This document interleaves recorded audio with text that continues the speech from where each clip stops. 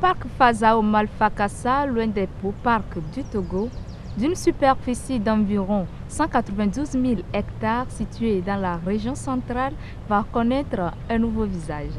Son service écosystémique au bénéfice des communautés rurales va se renforcer grâce à un projet de l'UNESCO soutenu financièrement par les autorités indiennes.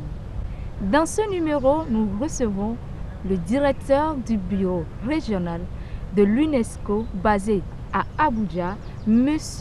Ido Yao, qui est actuellement présent à Lomé dans le cadre de ce projet. Il est notre invité pour ce numéro. Merci, bienvenue. Éco-Conscience TV pour des citoyens éco-responsables. Directeur, bonjour. Bonjour. Merci d'accepter notre invitation. Nous sommes très heureux de vous recevoir dans cette émission. Le plaisir est mien. Merci. Vous êtes directeur du bureau régional de l'UNESCO basé à Abuja. Actuellement, vous êtes à Lomé. Nous voulons savoir un peu plus sur les actions de l'UNESCO, surtout dans le cadre de l'environnement. Quelles sont concrètement les grandes lignes de l'UNESCO en matière de préservation de l'environnement et de la conservation des ressources naturelles?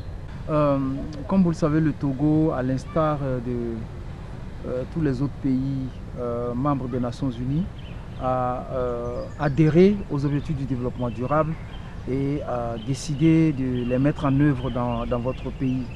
Et l'UNESCO, nous accompagnons donc tous nos États membres, dont le Togo, en ce qui concerne les domaines qui relèvent de notre mandat, à savoir l'éducation, la science, la culture et la communication. En l'occurrence, nous sommes ici pour lancer ce projet sur les questions environnementales et dans les objectifs du développement durable, l'UNESCO veut accompagner le Togo dans la gestion durable des ressources naturelles. Et nos priorités donc au Togo, c'est comment accompagner le gouvernement togolais et le peuple togolais pour une utilisation des ressources naturelles sans compromettre leur même utilisation pour les générations à venir. Donc en quelque sorte, comment mettre en place des politiques, des stratégies et des pratiques qui permettent aux populations togolaises de se servir de ce dont elles ont besoin dans la nature, mais tout en réfléchissant à comment faire en sorte qu'elles puissent contribuer à la conservation, à la protection de tout cela, pour que les générations futures n'en souffrent pas. Et vous savez que l'UNESCO, nous avons ce programme mondial qui est connu, qui est l'homme et la biosphère, à travers lequel nous avons des aires protégées. Et ces aires protégées permettent de protéger l'environnement et tout en permettant une régénérescence de toutes les ressources naturelles qui sont dans ces aires protégées. Et voilà un peu les domaines sur lesquels nous comptons accompagner le Togo. Alors, justement, dans ce cadre, l'accompagnement du Togo, vous êtes bien sûr ici à Lomé et vous avez lancé ensemble avec le gouvernement, ce 15 juillet 2019, un nouveau projet. Le projet est appui au développement durable des populations autour du parc national de Fazao Malfakassa. Pourquoi un tel projet? Un tel projet pour traduire concrètement en acte ce que je viens de vous dire tout à l'heure, à savoir comment accompagner le peuple togolais et les populations notamment à préserver l'environnement, à utiliser les ressources tout en contribuant à leur régénérescence. Et ce projet que nous avons lancé grâce à une contribution financière de l'Inde dans le parc de Fazao Malfakassa vise essentiellement à éduquer, former les populations pour qu'elles puissent non seulement contribuer au reboisement, contribuer à toute la protection de l'environnement et tout en contribuant à la sauvegarde des espèces, de la biodiversité qui sont dans ce parc et qu'elles puissent contribuer donc à promouvoir ces terres protégées qu'est ce parc qui est un parc de renom dans lequel l'UNESCO voudrait pouvoir travailler pour créer vers la fin du projet, en faire un projet man et biosphère, c'est-à-dire une zone protégée à l'intérieur de laquelle les populations peuvent continuer leur développement socio-économique, mais avec de nouvelles technologies, des techniques et de nouvelles approches qui leur permettent non seulement de pouvoir vivre normalement comme elle vit, mais en même temps avec des comportements plus éco-citoyens sur comment protéger l'environnement. Et donc c'est ce projet que nous avons lancé et nous sommes très heureux de pouvoir travailler avec le gouvernement togolais pour sa mise en œuvre. Est-ce que ça sera un projet de plus ou bien il y aura, ce projet a une valeur ajoutée? Oui, je dirais que la valeur ajoutée de ce projet a déjà commencé avant même son lancement officiel.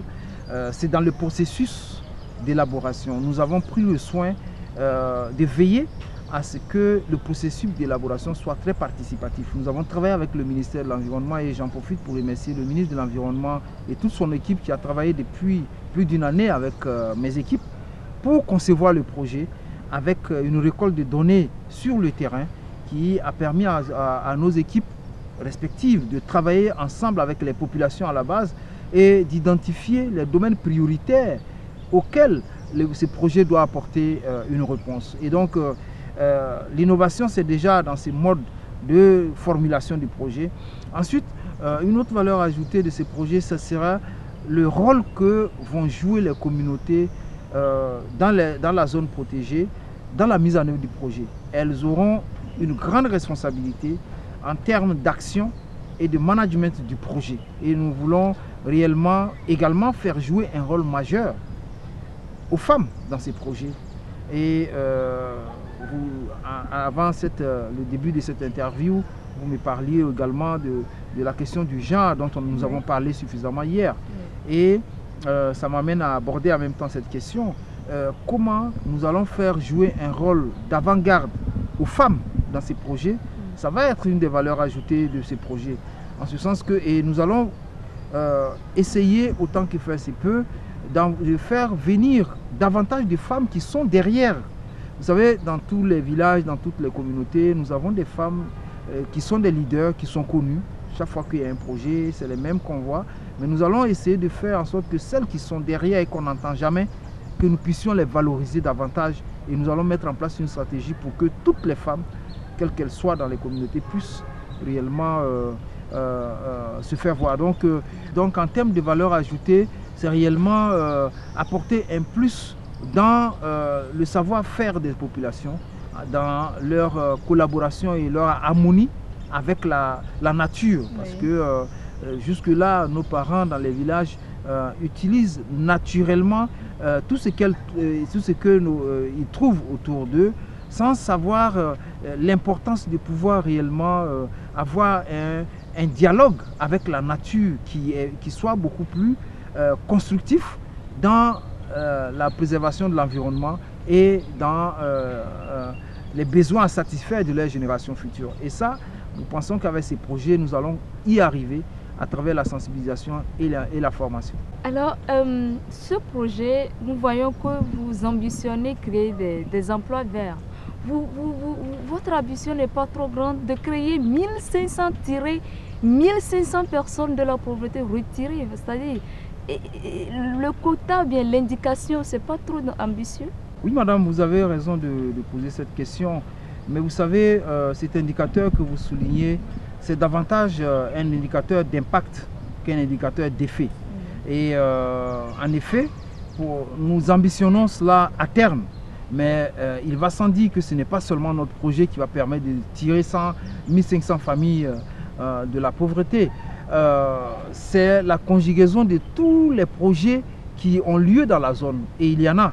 C'est pour cela qu'une de nos activités phares et premières serait de faire une sorte de cartographie de toutes les interventions dans la région et dont les objectifs convergent vers les nôtres, pour voir comment nous pouvons, autant que faire se peut, faire les articulations et faire les liens avec les autres projets pour justement atteindre cet objectif de sortir 1500 familles de la pauvreté. Mais nous restons ambitieux pour ces projets parce que nous y croyons et vous conviendrez avec moi qu'il est mieux de penser grand que de penser petit. Pour nous, c'est important d'avoir cette vision et ça nous oblige à travailler davantage, ça nous oblige à mobiliser davantage de partenaires pour arriver vers cet objectif parce qu'il est en effet très ambitieux, mais nous n'avons pas peur de ne pas le réaliser parce que nous sommes convaincus que l'accompagnement dont nous bénéficions actuellement du ministère de l'Environnement et celui des Nations Unies avec à la tête le coordinateur résident qui est avec nous au lancement et les autres partenaires plus les populations, si ensemble nous nous mobilisons tous, il n'y a aucune raison que nous ne puissions pas atteindre cet objectif que vous jugez ambitieux et j'en conviens avec vous. Merci beaucoup. Vous mettez l'accent sur la femme, sur les jeunes. Pourquoi appliquer justement le genre? Vous venez de développer un peu, mais comme nous voulons comprendre comment vous allez mobiliser les femmes autour de ce projet. D'abord, la raison pour laquelle nous mettons un accent particulier sur les femmes, c'est que, comme vous le savez, les femmes sont les premières victimes du changement climatique dans nos villages. Parce que, pour ceux qui sont nés au village, nous savons que la question de l'eau, c'est la femme qui est la plus concernée, c'est elle qui va chercher l'eau à des kilomètres. Oui. La question de l'énergie pour faire la nourriture, le bois de chauffe, c'est elle qui va à des kilomètres pour aller le chercher. La question des différentes maladies qui peuvent être engendrées par des questions environnementales, etc. C'est elle qui est la première qui soigne les enfants et même le mari. Et donc la femme, tous les autres acteurs que nous sommes, nous les hommes, nous sommes que des théoriciens dans le milieu rural hein, pour ce qui concerne les questions environnementales. La femme, quand elle sait de quoi elle parle quand on parle de changement climatique parce qu'elle le vit de plein fouet quotidiennement. Donc nous sommes convaincus que c'est aussi elle qui peut apporter les meilleures réponses pour faire face au changement climatique. Et sur la base de son expérience, de son vécu.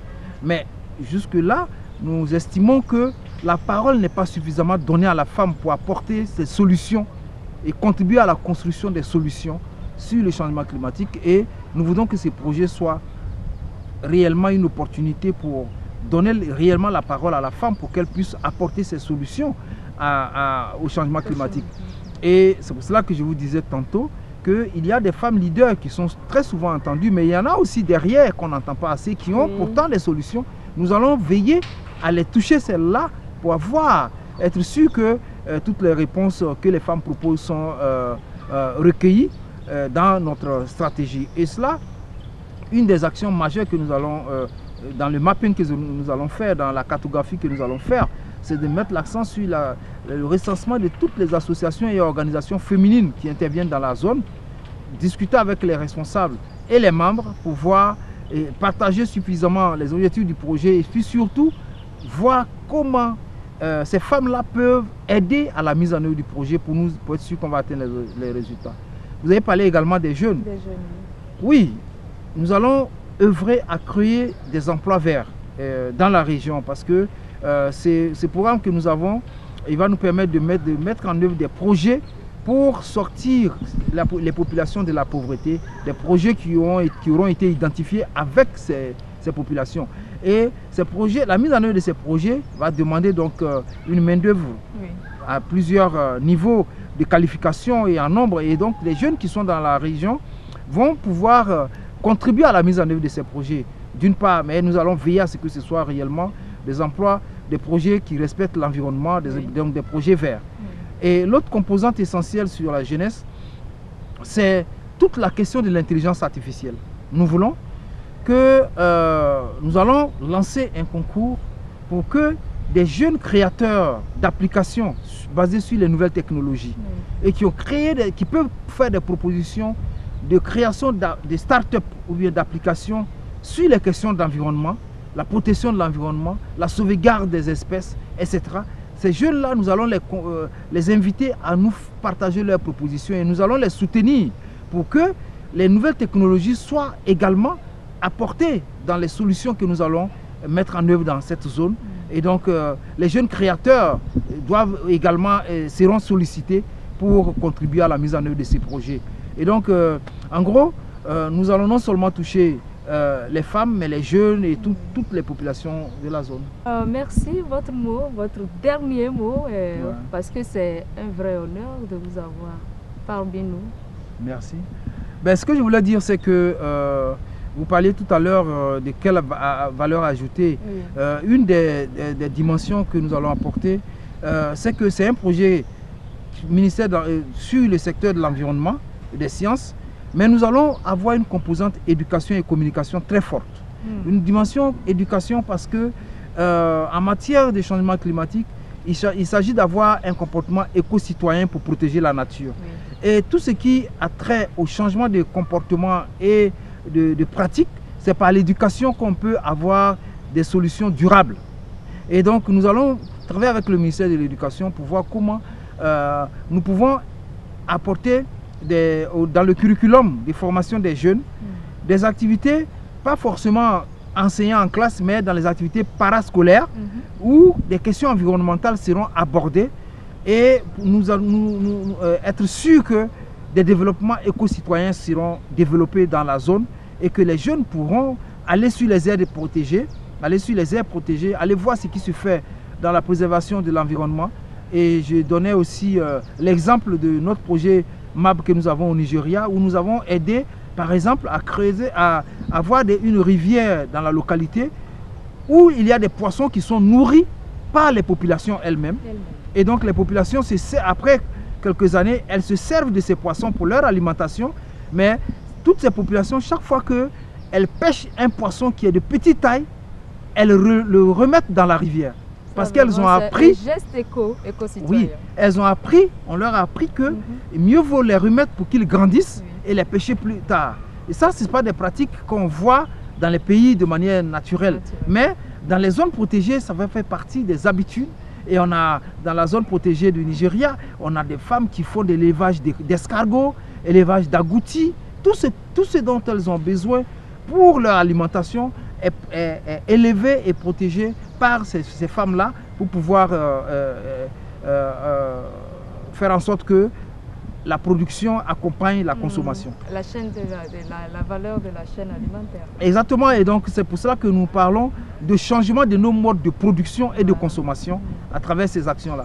Et donc je vous disais que l'éducation va être une composante importante, donc ce serait pas seulement le système éducatif formel, dans les écoles formelles où les élèves viendront voir ce qui s'y fait, mais également dans les programmes d'alphabétisation, nous allons traduire certains éléments dans les langues nationales pour soutenir les programmes de post-alphabétisation, les causeries de post-alphabétisation peuvent être toucher les populations à la base. Et les causeries de post-alphabétisation, les thématiques sur l'environnement seront discutées dans les causeries de post-alphabétisation.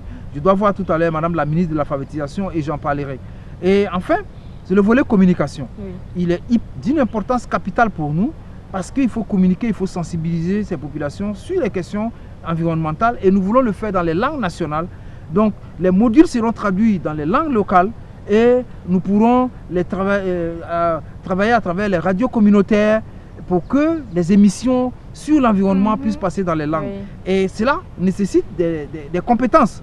Et nous allons donc travailler avec les structures de communication pour former les animateurs des radios communautaires sur les questions environnementales, les journalistes de la presse écrite sur la terminologie, les enjeux de l'environnement, pour qu'ils puissent avoir une presse qui réellement reflète et refait des reportages sur le projet en connaissance de cause, parce qu'ils auront eu tous les outils techniques qui vont avec. Et le dernier élément sur la communication, c'est que nous allons documenter des expériences de vie. Nous allons identifier des familles qui vont être impliquées dans le projet dès sa genèse et nous allons suivre ces familles pendant 2-3 ans pour voir quel est l'impact réel du projet sur leur vie et comment ça a changé leur vie pour pouvoir en tirer des conclusions. Voilà un peu ce que je voulais dire et mon dernier mot, c'est des mots de remerciement. D'abord à l'endroit du ministre de l'Environnement qui a été toujours avec nous et toute son équipe dès le début. Le coordinateur résident du système des Nations Unies qui a mobilisé les partenaires et le système les agences des Nations Unies, nous continuerons à y travailler. Et aussi les populations, les élus locaux. Nous avions hier un député qui représentait les autres. Nous les remercions pour leur accompagnement, les élus locaux, les chefs traditionnels et les chefs religieux qui sont dans la localité. Leur appui sera déterminant. Et enfin les populations, notamment les femmes, dont la contribution et l'implication sera essentielle pour l'atteinte des objectifs. Merci, directeur. Merci madame de cette opportunité qui nous permet de parler de ce projet. Nous espérons pouvoir avoir d'autres tribunes comme celle-ci pour communiquer davantage sur le projet au fur et à mesure de la mise en œuvre. Nous serons toujours à vos côtés pour une meilleure communication autour de ce projet qui bénéficie à toute la communauté togolaise. Merci. Un projet pour créer des emplois verts, autonomiser les femmes et bien sûr conserver la biodiversité du parc national Fazao Malfakassa. Un site touristique remarquable au Togo, somptueusement dressé, adossé à la chaîne des monts Fazao Malfakassa, couvert d'une couverture végétale remarquable et très somptueuse.